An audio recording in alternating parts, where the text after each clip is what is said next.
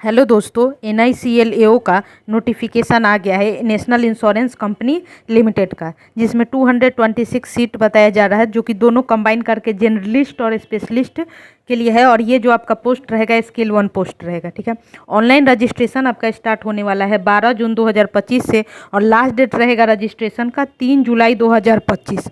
और इसका एग्जामिनेशन देखा जाए तो बताया जा रहा है कि 20 जुलाई 2025 को होगा, यानी कि तुरंत से तुरंत फॉर्म कंप्लीट करवा के 1 महीना के अंदर में इसका आप लोग का एग्जामिनेशन हो जाएगा। फेज 1 का एग्जामिनेशन देखा जाए तो वो तो आपका 20 जुलाई को हो जा रहा है, लेकिन फेज 2 का एग्जामिनेशन हो रहा है जो कि 31 अगस्त को डेट दिया गया है। इसमें भी ज़्यादा गैप नहीं रह रहा। अब देखा जाए इसमें 2 पोस्ट था, एक स्पेशलिस्ट के लिए था और एक जनरलिस्ट के लिए था। तो स्पेशलिस्ट के लिए देखा जाए तो इसमें अलग अलग स्पेशलिस्ट के लिए अलग अलग पोस्ट है, जो कि डॉक्टर्स हैं MBBS 10 पोस्ट, लीगल का 20, फाइनेंस का 20, IT का 20, AE का 20, अलग अलग यहाँ पे पोस्ट दिया है, आप देख सकते हैं। और जहाँ तक देखा जाए जनरलिस्ट का, तो इसमें 170 सीट दिया गया है, जिसमें अनरिजर्व कैटेगरी का 68 है, OBC का 47 है, SC का 26, ST का 12, EWS का 17 है। तो ज़्यादातर मतलब जो स्टूडेंट होते हैं जो जनरलिस्ट के लिए ही अप्लाई करते हैं।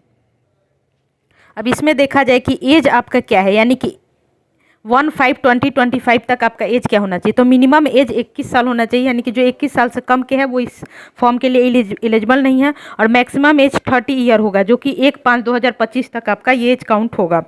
और कैटेगरी देखा जाए एज रिलैक्सेशन, यानी कि जो शेड्यूल कास्ट और शेड्यूल ट्राइब्स के लोग हैं उसके लिए 5 साल का एज रिलैक्सेशन देगा।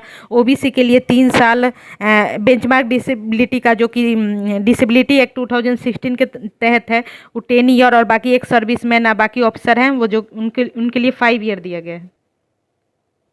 अब रहा कि सिलेक्शन का आखिर प्रोसीड्यूर क्या होगा, यानी कि प्रोसेस क्या होगा एक तरह से। तो सिलेक्शन जो प्रोसेस है वो 2 पार्ट में बटा है, पार्ट A और पार्ट B।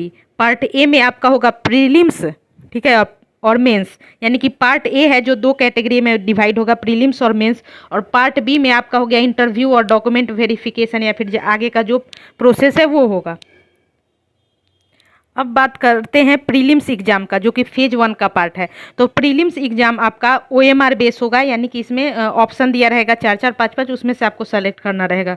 और पूरा आपका 100 मार्क्स का पेपर होगा, 100 क्वेश्चन रहेंगे और 60 मिनट यानी कि 1 आवर आपको टाइम मिलेंगे। इसमें देखा जाए क्या क्या पूछा जाएगा, तो 3 सब्जेक्ट जनरली रहेगा, इंग्लिश, रीजनिंग और क्वान्टिटेटिव एप्टीट्यूड। ठीक है, तो इसमें नंबर ऑफ क्वेश्चन, तो इंग्लिश का 30 क्वेश्चन, ठीक है, रीजनिंग का 35, क्वांट का 35। मार्क्स देखा जाए तो 30, 35, 35, यानी कि एक क्वेश्चन 1 मार्क्स का रहेगा। और सबके लिए सेपरेट टाइम रहेगा, मतलब इंग्लिश सेक्शन के लिए जो कि 20 मिनट का टाइम, रीजनिंग के लिए भी 20 मिनट का टाइम, क्वांटिटेटिव एप्टीट्यूड के लिए 20 मिनट का। और सब्जेक्ट देखा जाए तो लैंग्वेज, मतलब किस लैंग्वेज में आपका टेस्ट होगा, तो इंग्लिश के लिए तो इंग्लिश ही रहेगा, वो तो कॉमन सी बात है। रीजनिंग के लिए इंग्लिश और हिंदी दोनों में क्वेश्चन अवेलेबल रहेगा, आप चूज कर सकते हैं। और क्वांट के लिए भी सेम रहा, इंग्लिश और हिंदी। अब जहाँ तक हम लोग मेंस एग्जामिनेशन पैटर्न की बात करें, तो मेंस भी आपका प्री की तरह होगा ऑब्जेक्टिव टेस्ट में, जो कि आपका रहेगा 250 मार्क्स का, और जिसमें डिस्क्रिप्टिव टेस्ट रहेगा 30 मार्क्स का। ठीक है, तो जो both objective and descriptive test will be online, यानी कि जो देखिए फिर से देखिए, मेंस एग्जाम जो आपका होगा ये इसमें ऑब्जेक्टिव टेस्ट भी होगा और ऊपर से डिस्क्रिप्टिव टेस्ट भी होगा, और दोनों आपका ऑनलाइन मोड होगा। यानी कि डिस्क्रिप्टिव ऐसा नहीं है कि कॉपी पेन लेके आपको लिखने दिया जाएगा, इसको भी आपको कंप्यूटर पे टाइप करना है। मेरा पिछले साल मेरा प्री क्लियर हुआ था, लेकिन मेंस में मैं डिस्क्रिप्टिव से ही मात खा गई थी। ठीक है, तो बहुत कुछ सीख दिया ये। चलिए देखते हैं। तो 250 मार्क्स का आपका वो होगा मेंस होगा, जिसमें 30 मार्क्स का डिस्क्रिप्टिव टेस्ट होगा, और दोनों आपका ऑनलाइन मोड होगा। और जहाँ आपका जैसे ही आपका OMR बने मल्टीपल चॉइस क्वेश्चन बेस आपका खत्म होगा, उसके तुरंत बाद आपका डिस्क्रिप्टिव पेपर चालू हो जाएगा, जिसमें आपको कीबोर्ड से टाइप करना होगा। और ये जो ऑब्जेक्टिव टेस्ट होगा ये 3 घंटे का टेस्ट होगा, 250 मार्क्स का होगा। जर्नलिस्ट के लिए देखते हैं मेंस का पैटर्न क्या है। तो मेंस क्या होगा आपका ऑब्जेक्टिव टाइप होगा। ठीक है, तो सबसे पहले मतलब ये 5 सेक्शन में डिवाइडेड रहेगा मेंस का। जर्नलिस्ट के लिए एक रीजनिंग होगा, English, general awareness, current affairs पूछेगा, कंप्यूटर और क्वांटिटेटिव एप्टीट्यूड। ठीक है, नंबर ऑफ क्वेश्चन सब में 50 रहेंगे और मार्क्स भी 50 यानी कि 1 मार्क्स के रहेंगे। और लैंग्वेज ये रहा आपके सामने। रीजनिंग के लिए आपको 40 मिनट मिलेगा, इंग्लिश के लिए 40 मिनट, और जीए के लिए 30 मिनट, कंप्यूटर के लिए 30 मिनट और क्वांट के लिए 40 मिनट। कंप्यूटर में तो आपका टाइम बच जाएगा अगर आप एग्जाम में अपेयर होंगे, लेकिन ये जो 40 मिनट लग रहा है ना, बहुत ज़्यादा, वो एग्जाम में जाके ही पता चलता है कि कितना ज़्यादा है। और स्पेशलिस्ट का मेंस एग्जाम देखें तो लगभग सब तो सेम ही है, लेकिन जिस सब्जेक्ट में वो स्पेशलिस्ट है उनके लिए अलग से एक 50 मार्क्स का जुड़ जाएगा, जिसके लिए 35 मार्क्स मिलेगा, मतलब 35 मिनट मिलेगा उनको।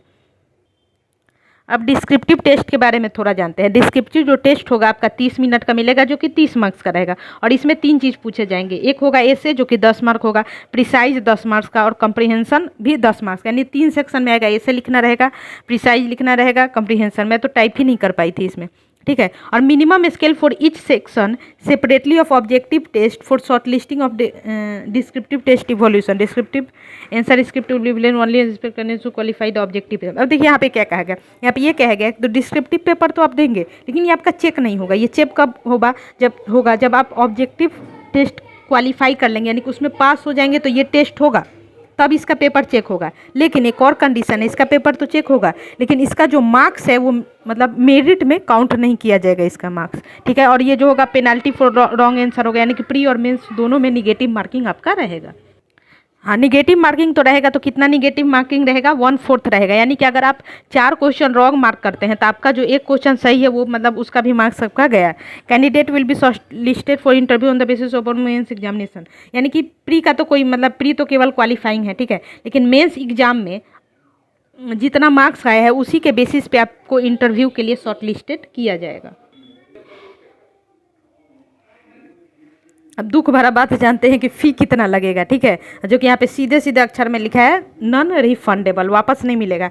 SC ST PWBD के लिए आपको 250 रुपये देना पड़ेगा, और बाकी जो कैंडिडेट है SC ST PWB other than, ये मतलब इनको छोड़ के उनको 1000 रुपये देने जाएगा। 750 रुपये पता नहीं क्या चीज़ का ले रहे हैं ये लोग, ठीक है। मैं भी 1000 दी थी, कोई नहीं, 1000 रुपये फॉर्म का लगेगा,